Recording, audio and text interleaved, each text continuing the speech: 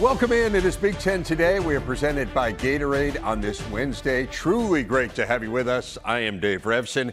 It did not take long for Maryland to replace Kevin Willard, and they replaced him with a proven winner. That is today's big story as we dive into the hiring of Buzz Williams, introduced today as the new men's basketball coach of the Terps, coming from Texas A&M, where he's led the Aggies to the last 3 NCAA tournaments. He again replaces Willard, who left for Villanova after taking the Terps to this year's Sweet 16. Williams has made 11 tourneys in all, 5 of them at Marquette and 3 at Virginia Tech, a school whose recruiting footprint overlaps somewhat with Maryland's. He's made it to the second weekend 4 times. He's one of just 12 active D1 coaches to win an NCAA tourney game at 3 different programs. Williams addressing the media earlier today. You guys have heard this before. Life is often measured in time.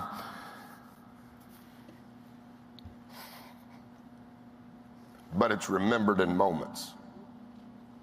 And so, in a genuine way, in an humble way, I am grateful that my family has an opportunity to be a part of this moment. It's known that everything has changed, and I'm not talking about who now sits in this seat. I'm just talking about the business of college athletics. It has been rapid change at a rate that none of us have ever seen, whether we were once in it or currently in it. And I think change is going to stay. That's the one thing that is constant, is change. The one thing that we've tried to focus on wherever we have been on are the things that don't change. And most of us, if not all of us, know the value of being on a team. And how team, whether it's basketball, whether it's football with Coach Loxley, whether it's women's basketball with Coach Freeze, being on a team, there's something that doesn't change. And so of all of the change that's happening in college athletics, some of which we have good things to say, some of which we may have differing thoughts on, we can spend ad nauseum time on that. But to talk about what has been created for all of the teams we've been on, those are some of the fondest memories we ever have had. And so all I can tell you is I understand. And all I can give to you is not the word culture that everybody says, not how are we going to play. I understand all of that. And I'm not even trying to dismiss the importance of all of that. But I think what's important is for you to know that anybody associated with the team that we'll be a part of now will give their best. All I can tell you is I'll try real hard. And the intent of my heart will not be selfish. And the intent of my heart will be to be the best that we can be to represent all of the teams. Well, history tells us Williams doesn't just try hard, he also succeeds. You can see his path through the coaching ranks, starting with a year at New Orleans, then ascending through 3 high major programs. He won at least 100 games at each one of them. He's hit the 20-win mark 13 times, including his final 4 seasons at both Virginia Tech and Texas A&M. With more on the Terps hire, here's Andy Katz. Maryland was facing a potential disaster situation next season, almost looking like an expansion team, when Kevin Willard abruptly left after the Sweet 16 for Villanova. Within the same week, Maryland went out and hired Buzz Williams of Texas A&M. What'd they get? Well, they got a winner. 11 NCAA tournament appearances, 3 Sweet 16s, and an Elite 8 at Marquette, 1 Sweet 16 at Virginia Tech. He certainly has bounced around. 6 years at Texas A&M, 5 at Virginia Tech, 6 at Marquette, and he started his career 1 year at University of New Orleans. But at each, he brought plenty of NBA talent through his various spots, whether it's NBA or professional basketball. He gets players, and he gets them to play hard for him, and they tend to be very loyal. So it's another experienced hire within the Big Ten in this coaching cycle. a coach that has won everywhere he's been and will likely do so beginning next season at Maryland. UCLA women's basketball arriving in Tampa last night for the Final Four, which tips off on Friday. They're the #1 overall seed in the tournament. They made it this far for the first time ever in the NCAA era, which dates back more than 40 years. They'll take on UCONN with a spot in Sunday's championship game on the line. Elise Woodward is covering the Final Four for us in Tampa, and she joins us now. Elise, let's start with the accomplishment of making it for UCLA. This is a program that has been knocking on the door for so long. What does it mean to have accomplished this goal of getting to a Final Four? Well, I think for UCLA, it's a really big deal. Cori Close has been at UCLA. This is her 14th season, and she's transformed this program, and they've been really good. Sweet 16, 7 of the last 8 seasons. And I think there's most programs in America that are jealous of that, would love to have that kind of record. But for Cori Close and this team, they've talked for a long time about pushing through to that next level. And that next level is a Final Four, and they made it. And for Cori Close, she's a great ambassador for women's basketball and really growing the game in Los Angeles, along with the rise of USC. And for Cori, I'm really happy because she does things the right way. She's a coach that cares more than just about wins and losses for her players. But let's not forget, winning is fun, and winning is how you are judged ultimately at the end of the day. And so this is a very big deal for UCLA to push through, to be the #1 overall seed, and then to back it up and play. And they exercised some demons. Let's not kid yourselves. They talked about how horrific that loss was last year to LSU in the Sweet 16, and they never saw it coming. It was a shocker, a stunner. And it, I think, was the driving factor all season long for them, was to erase that taste of LSU last year in the Sweet 16. So to have LSU in front of them to get to their first Final Four since the 70s, before NCAA basketball started, it's an incredible accomplishment for UCLA. Is there anything in particular you've learned about them to this point in the tournament?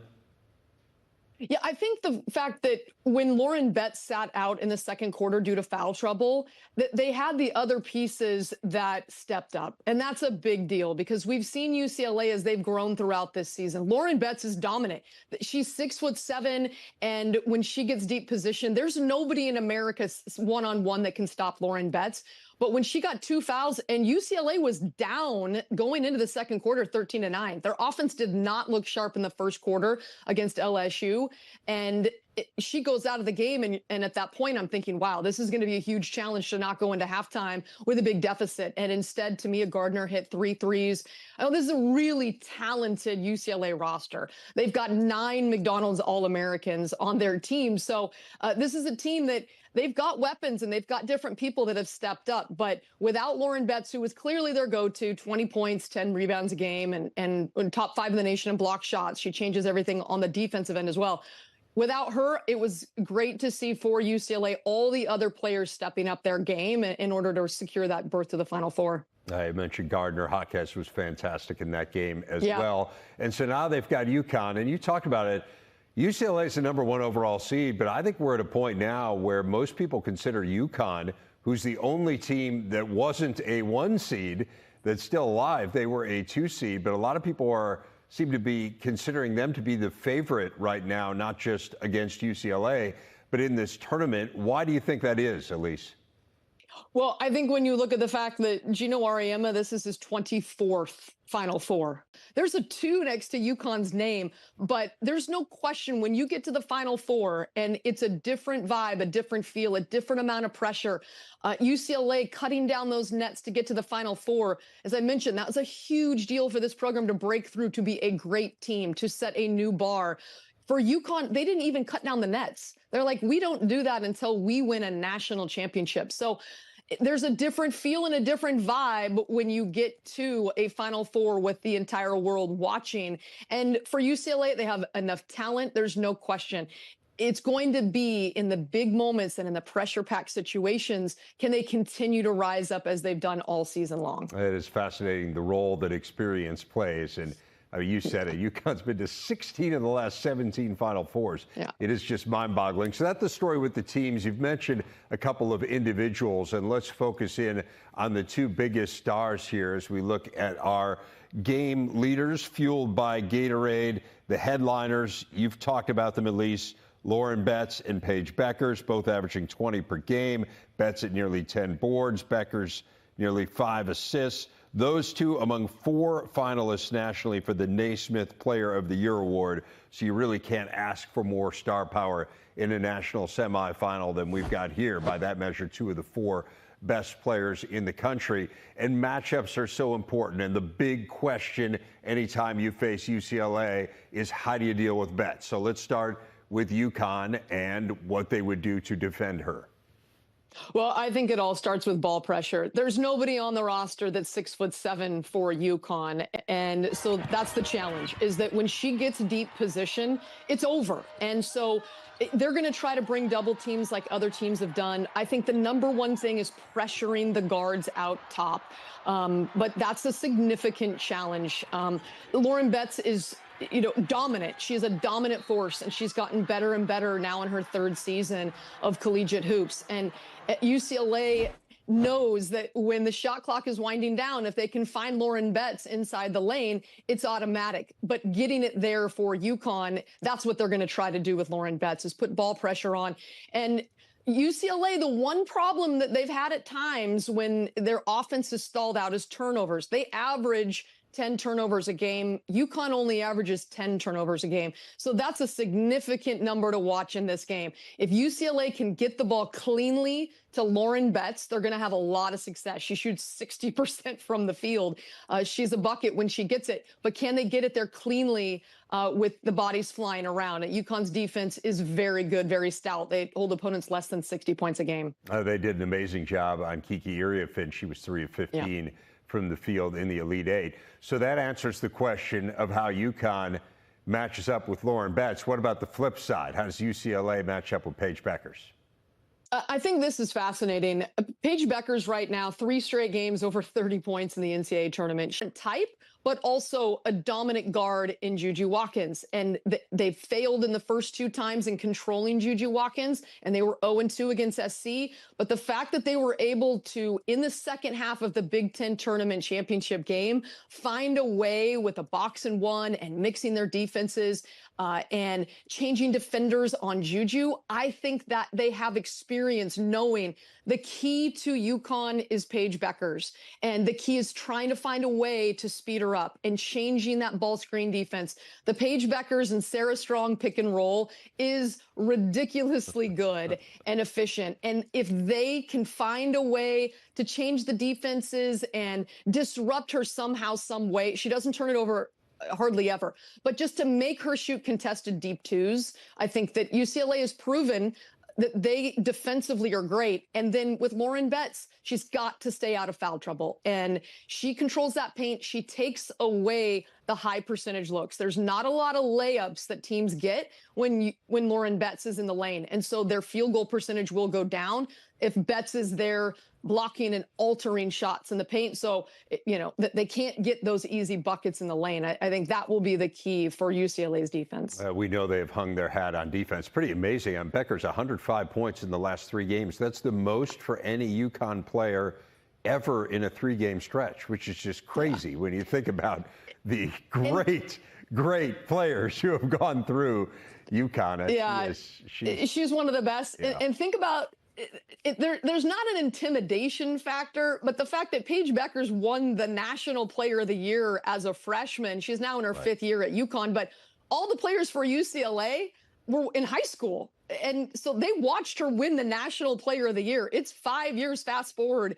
And here she is still playing college basketball and playing the best of her long and storied career. So, for UCLA, what an opportunity for them to go to the Final Four and have UConn sitting across from them with one of the best that's ever put on that Husky uniform. Beckers is amazing and has overcome a lot. Obviously, it's a really good story to see her having the kind of year that she's having. UCLA would just like for it to end on Friday. One of the things that's kind of interesting to me in observing Cori Close, and you've certainly been around her a lot more than we have, just given the nature this is their first year in the Big Ten. One of the things that stood out to me, Elise, is it really feels like she spends certainly a lot of time publicly talking about the psychology of the game, about the mental aspects of the game and the messaging that she sends to her team, much more so than the physical components of it, which isn't to say I know that the physical components of it are obviously a huge portion of what they do, but so much of what she says publicly is around getting themselves in the right mind space. Why do you think that has resonated so well with this group? You know, I think with Corey, she definitely, throughout her career at UCLA, has focused on the total athlete and the mental side of the game, the physical side of the game, the psychology of the game, of how to get the best out of your players. And what's interesting about Corey is that at her heart, Corey is a wonderful human being and a nice person. And so for Corey, she's talked about how she's had to this year, her role on the team, to push this team to their highest level. She said she's basically had to be the bad cop. And so at practices this year, she has been relentless. And when I've talked to her, they will have blown out a team. You know, they had a streak of 22 games in a row where they beat opponents by double figures when they were #1 throughout the regular season. They were hammering teams. And yet the slightest things that did not go to perfection, she was focused on that with this team and how they can push to be better. And there's no margin for error. And they've got to be their best to be able to get to the Final Four and win a national championship. So she's been more of a bad cop than she was earlier in her tenure at UCLA. And this team has responded. And so it's interesting to see every team and every player needs to be coached a different way and what resonates. And I think Corey, I give her a ton of credit that she is willing as a coach to coach players differently and what they need to be successful. It's not one style fits all. And so she's had success in reaching this group of players. She has pushed all the right buttons to this point. We'll see whether it continues this weekend in what should be a fabulous Final Four. Elise Woodward, really appreciate it. Thanks a lot for your time. Oh, yeah. Anytime. I will be enjoying the weather when I get outside here in Tampa. Way to rub it in. Way to rub it in, Elise. Story. Penn State Frozen Four bound. They'll take on Boston University April 10th in St. Louis, one of the two national semis. Denver and Western Michigan battle in the other, with the winners meeting for the national championship 2 days later. And Penn State coach Guy Gadowsky joins us now. He is today's big interview. Coach, congratulations. What have the last few days been like for you? Thank you very much. It's been a lot of fun. The guys obviously had a great time. That was a special moment for the program and for the team, and they've been enjoying it, but back to work today.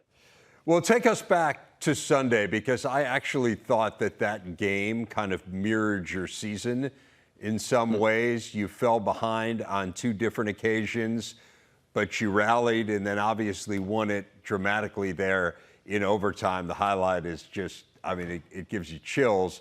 Take me back to that moment. Take me back to the game-winning goal and everything that kind of you could remember going through your head and experiencing in the subsequent few minutes.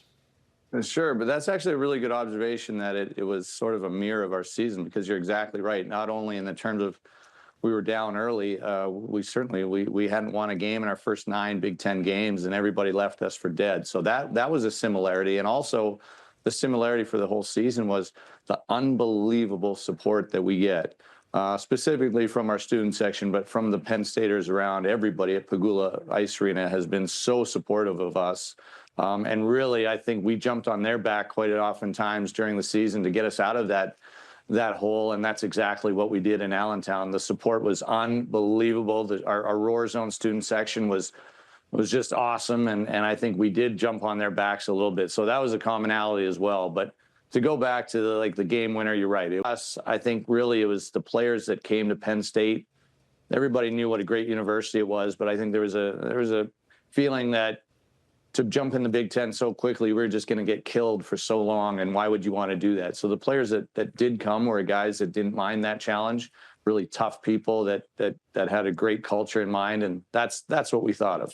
There's a ton to unpack there, and I want to get a little deeper into some of it. We'll get into the history of the program in a bit, but let's start with this year, because you were talking about it. But for people who haven't followed, I think it's important to note You were 0-8 your first 8 Big Ten games, as you said, winless in your first 9.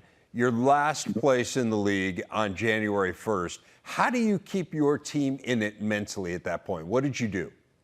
Yeah, so we were last place by a ton. And I don't think it's much of what the coaching staff did. I know for a fact a lot of it is what Carson Dick, Simon Mack, the leadership group of our team did. I think Carson absolutely refused to let anybody get negative, which was, I mean, he's a special leader for sure. So that happened as he was preaching to the team and absolutely not letting anybody get negative. During that time, our women's volleyball team won the national championship, and they went through an experience where they were down, 2-0 in the semifinals, and down at the time 20-16, and even dropped to 22-16, and everybody left them for dead. And I remember our players watched that, and they came back. They had a timeout. They came back and obviously won that match, and then won the national championship. And I remember them being just floored, like, how did they do that? Like, how intriguing was that? So they did a little research with the volleyball team, and then we got a chance to talk to Coach Katie, and it was just funny how the two mirrored, like Carson Dick's directive that, hey, we're going to refuse to get negative, and watching the volleyball team actually do it in real time was a real impactful thing to go through. I think that's what happened. That's the mental part of it. What about physically? Like, what changed? How do you go from not winning games to winning games on the ice, aside from the mental part? I think other than putting the game together, I think it was mental. So I think that we really had played some very, very good hockey games, and specifically on both sides of the puck. Some games we were excellent offensively. Some games we were excellent defensively, but we didn't put it together. But we also had an experience during the season where our number one goalie got hurt. And we ended up putting in a guy who saved our season. His name's John Seifarth, and he came to Penn State not looking to play hockey. In fact, he never played junior hockey. The highest he played was high school hockey in Pennsylvania. Boy, he's an incredible guy. He's actually a really, really good athlete. And he started playing goal for the club team. And he was a guy that was just such a good person, such a hard worker, that our team, our guys wanted him on the team. So he's on the team. Well, he ended up coming in and playing in like 7 games, and he saved our season. And I think the guys really rallied around him and really sort of changed to be really tough defensively for John. And I think that carried on the rest of the way. So physically, that might have been the only change.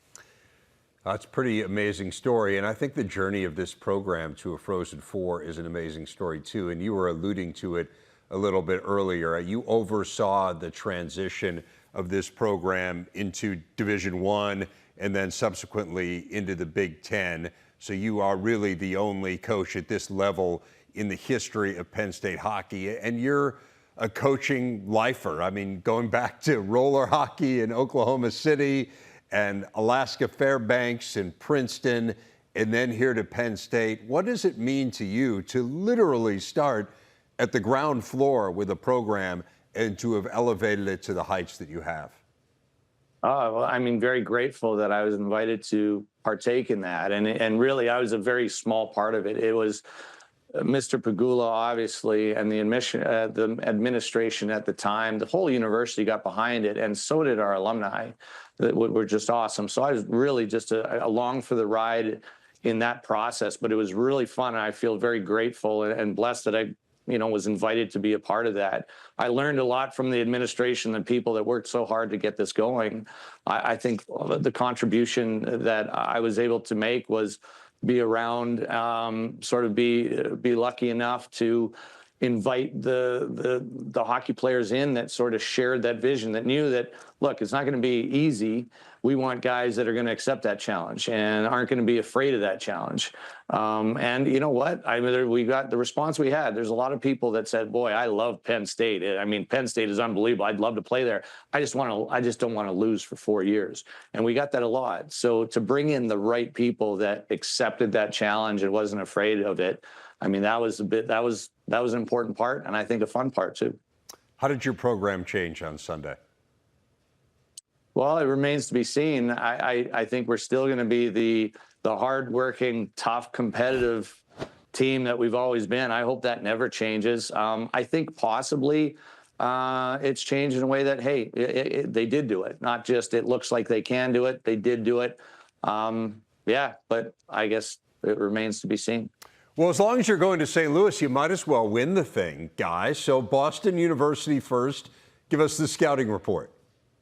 Honestly, not yet. Every weekend this year, we've really tried to assess the weekend of play and learn everything we can from it. And so the first couple of days of practice are around that, and that's what we're focused on now. So no joke, we actually haven't looked at BU yet. We know they're great, obviously, but you go to the Frozen Four, there's going to be 4 excellent teams that are all hot. That's the way it goes. So that's no surprise. But honestly, right now, we're still trying to learn the lessons that we can from the weekend. Got it. Well, enjoy that process. I hope you're enjoying the moment. It seems like you are and your players are. But as you say, there's still some work to be done and an exciting potential here for possibly a national championship for Penn State hockey. This is a really cool story. Guy, congratulations, and thanks for giving us a few minutes of your time. Thank you very much for having me. Friday, the 2025 Big Ten Men's Gymnastics Championships get underway with the team competition. Live coverage begins at 7 Eastern, 4 Pacific, only on the Big Ten Network and the Fox Sports app. The women's gymnastics regionals are this week, actually starting today and running through Sunday. Olivia Karras is with us. So, Olivia, before we get into the nuts and bolts of this, big picture, help people understand how gymnasts and programs go from regionals to the national meet. Well, everything comes down to averages your national qualifying score to get into the regional. So kind of once you're in the regional, you can go lights out and make it out of regionals to qualify to the national championship in Fort Worth. But it all comes down to similar to the bracket like in basketball. Once you're in it, it can be sudden death. But since gymnastics, you can't play every team, right. You do quad meets. So 2 teams will come out of every quad while you work your way and minimize from 36 teams to 16 and then to 8 in Fort Worth. Right. So ultimately 8 teams qualify and then individuals can qualify based on their performance in regionals as well. Yes, that's right. If you have a top performance on an event and you're not on a team that qualified, you can qualify to the national championship. Got it. Okay. Makes sense. Thank you for setting the ground rules for me. So let's get into some of the teams here. And UCLA was the Big Ten champ. They have maybe the highest profile gymnast in Jordan Childs. Give us a sense of how you believe they can build on this Big Ten championship as they head into regionals. Well, they were lights out. I mean, the scores showed it, the energy showed it. Everything for UCLA was spectacular. And I think for them, the most important element is going to be staying consistent as it's 2 days of competition. So should everything go well, they'll advance through the second day. They'll go to day 3, which is really where it gets tricky to qualify the top 2 into the top 8 from 16 teams to 8. And so for them, the key is going to be not getting ahead of themselves, not worrying about qualifying to nationals, but just staying in the moment and using their infectious, undeniable energy to their advantage. A program that has certainly had a lot of success, 7 all-time national championships, the 3rd most of any program. I mentioned Jordan Childs. She's the biggest name, Olympic gold medalist. She was fabulous in the Big Tens, and yet you believe she can hit another level. Why? I do. I don't think she's put a full meet together. And what that means is all 4 events haven't clicked on one day to give her that incredible all-around score that could project her to potentially winning the all-around title at nationals. And I think for her, she's done it on floor, she's done it on bar, she hasn't quite gotten it on vault and beam like she has in the past. But I've been so impressed as well with her teammate Shea Campbell. I think Shea Campbell, the 5th-year senior, has been really pushing Childs in order to be better than she might have been in the past. In particular, winning the all-around title for Shea Campbell was so exciting. So I think having a little competition within the team, it's healthy. I think it's a good thing. Yeah. But I do believe that Jordan has yet to reach her full in-meet potential, that she could be just so dangerous if she can do that. That's fascinating. We're talking about a national champion 2 years ago in 2 different events. Right. So she has a pretty good track record, to say the least, not to mention all the Olympic stuff. What about Minnesota? I know they didn't have a great meet at Big Tens. Good, not great.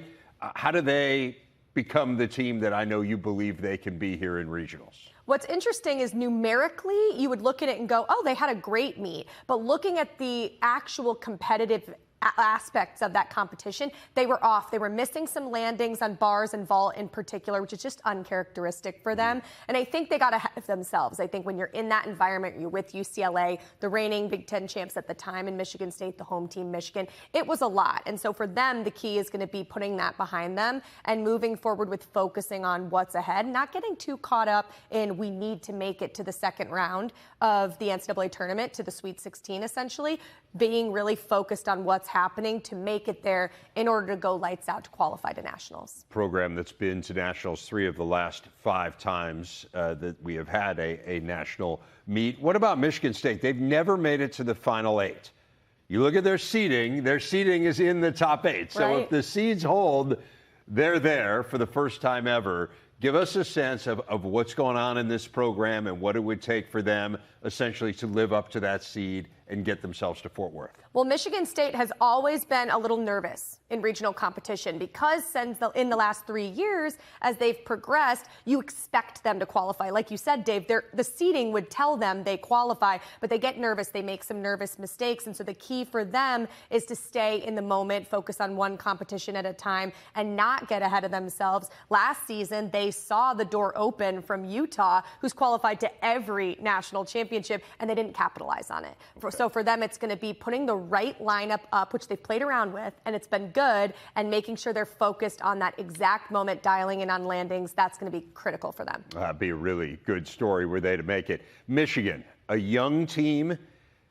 Do you believe they can overcome youth? Like, how big a hindrance is the youth in a environment like this where there's all the pressure of trying to qualify for nationals? I tend to believe ignorance is bliss in this moment because they've never experienced, some of these youngsters have never been to these big, high-pressure situations before, and for them, they're just going out and doing gymnastics and competing. So to me, I think young athletes on your roster, I think that's the same with Ohio State and Penn State as well. They have that to their advantage. I also think they've gone through an entire season at this point, 10-plus meets, that they're not really inexperienced anymore. They have experience under their belt. They've just never experienced this high-level competition. And for them, it's all about going out there and not thinking about what the outcome could be, going in as an unseeded team, very uncharacteristic for the program, but that could give you some motivation and something to prove. You mentioned that. I mean, this is a program, the most recent national champion in the Big Ten is Michigan. What about Nebraska? They were 9th at the Big Ten. So, again, if we're talking about making it to the top 8 in the country, that would not figure to be a team that you'd be heavily focused on. And yet, I know you believe that they're a little bit of a dark horse here. Why? I've always felt that way, and I think they have the athletes and the performances in lock. I really do. They've just struggled with putting a full meet together. I mentioned that about Jordan Childs earlier, not hitting all 4 events in one singular competition. And I think Nebraska has had that same instance this season. But what's important to note is even though they were 9th at Big Tens, their NQS, their national qualifying average, put them at 5th. At the end of the year. So numerically, they really have done great. For them, it's a matter of playing the underdog dark horse card. And I think that's a good card to play. You want to have that momentum from there. They just need their athletes to go big. And Emma Spence, their senior, with a 9.975 won bars in the first session of the Big Ten Championship, which is really impressive. So they have it. It's a matter of putting it all together. We'll see whether or not they can make the national meet for the first time in 7 years. Iowa and Rutgers are both competing in the Alabama regional. You see some similarities between these two programs. How so? They're young. And we talked about youngsters with Michigan as well earlier. But I think with Iowa in particular, they have a Canadian Olympian, Aurelie Tran, who's fabulous, who's been incredible for the program. Again, ignorance is bliss in her regard as she's just going out there and doing gymnastics. But what's interesting for Rutgers is this is the first time since 2014 that Rutgers is qualified to the NCAA tournament as a team. So they've had individuals in the past, but as a team. And if I'm Rutgers, I use that as, well, let's go all the way. Let's use that to our advantage. And once you're in the tournament, it's all about what happens in the tournament. So for them, I think it's all about hitting and being confident and enjoying the moment of being there. And I think the same for Iowa, too. Iowa had a great showing at the Big Ten Championship, and a lot of people undermined them, but I don't think they should when it comes to this point in the season. Really cool for Rutgers. First time as a Big Ten program, as you That's say, right. as that previous time that they made the regional slightly predated joining the league. Okay, push comes to shove. Which Big Ten programs do you think make that Final Eight in Fort Worth? Yeah, that's the million-dollar question, isn't it? Yes. I think UCLA and Michigan State have the, quote, easiest path, being the ranked teams. They have the bye in the first round, so they go to the second round in the quad meets. I think they have to be on in day one, but they really have to be on in day two when they get to that regional final to qualify to the top 8. In my opinion, it comes down to vault landings. You have to stick vaults or you're not going to go. That's truly my belief. So I think those two are highly likely teams. I wouldn't count out Minnesota, Michigan, and I wouldn't count out Nebraska. I think if they can have spectacular performances on that day, that's why this is a bracket and it's exciting. I think we could see some Big Ten teams in Fort Worth. Should be a lot of drama this weekend, and we look forward to watching it and then summarizing it with you coming up later. But again, everything continuing through Sunday. Former All-American Olivia Karras. Thanks a lot, Olivia. Appreciate it. Thanks. Big Ten handing out its men's gymnastics awards today. Congratulations to Nebraska's Taylor Christopoulos, as he is the Gymnast of the Year for the second time. Also won it 2 years ago. Illinois' Brandon Dang, last year's Freshman of the Year, named the Specialist of the Year this season, and his teammate Ian Sandoval succeeds him as the Freshman of the Year. On one of the Crown continuing last night in Vegas, as USC was taking on Tulane, the Trojans without Wesley Yates III. You see, he had his foot in a boot, and frankly, they did not need him because this game was never close. Josh Cohn to St. Thomas. USC shot just under 64%. They led by 15 at the break. Rashawn Agee was fabulous, 27 points, 9 rebounds. The Trojans on to round 2, 89-60 the final. Kim Adams afterward with the victorious Trojans. Rashawn, you had 27 points tonight. This is now your third 20-plus point game in the last 6. How would you describe the mentality you've been playing with as of late? Comfortability, being able to get open shots, believing that my teammate's going to hit me when I'm open, and just having confidence in my game. Coach believed in me, and through these last couple games, he's believed in me to allow me to play my game. And your team hadn't played a game in almost 3 weeks, but you guys were rolling out there. What was most impressive about your team's performance tonight? I would say confidence. That last game we had, I felt like we should have pulled it together. We got a last-minute foul that I did, but I felt like we played well against Purdue. And the game before, we two overtimes in the conference tournament. Just rolling over and continuing to get better and understanding that we got a lot of weight moving forward. If you look at the amount of threes that he made last year, I think it was 4 made threes, and he made 4 in one game about 2.5 weeks ago. So his three-point shooting, his ability to finish inside, but it's really been cool to see his development as a three-point shooter, and he's a big part of our offense. I thought our second half 50 points was good, and our defense in the first half, I think that was a season low, holding our opponents in that first half from a defensive standpoint. Yeah, I was just going to say your team has been known for being elite offensively, but to hold Tulane to 35% shooting, what did you like about your team on that end of the floor tonight? Well, we tried to load up as much as we could on number 7. We thought his ability not only as a scorer and a shooter, but also his ability to pass the basketball. So I thought we did a good job of that. We did a good job interior defense, but it's a whole nother level when we get ready to play Villanova. They have great size. They have great three-point shooting, so we're going to have to move on to that real quickly with the quick 48-hour turnaround. Yeah, time to get that scout going. Thanks for joining us, Coach. Scout, I don't know if it'll work, but we got a lot of stuff to work on over the next 48 hours. Speaking of upcoming Crown games, it continues. Games involving the Big Ten the next 2 days. Nebraska in action tonight, taking on Georgetown, 9:30 Eastern tip on FS1. And then the game that they were just talking about, game 2 for the Trojans against Villanova, same time, same network. Tomorrow, the semis are Saturday. The championship game is on Sunday. As we mentioned earlier, Buzz Williams introduces Maryland's new head coach today. A news conference that was seen earlier here on the Big Ten Network. He's hit all the right notes. Said, quote, "I promise to uphold the history of Maryland basketball, make Terp Nation proud with the men who represent this institution." More from Williams as he begins his Terp tenure. Change is going to be daily. I need to evaluate who's on the team. I need to hire a staff. But we need to be very thoughtful about who joins our team, not only for this year's team, but does it make sense for now and in the future? And does it fit what we want our program to be about? And does it fit how we want to play? I think what I've learned as a coach is in this ever-changing model, you have to have skill to be able to coach a lot of different ways. And I think the coaches that I've studied that are married to their style, I don't know that that's sustainable in what this model has become.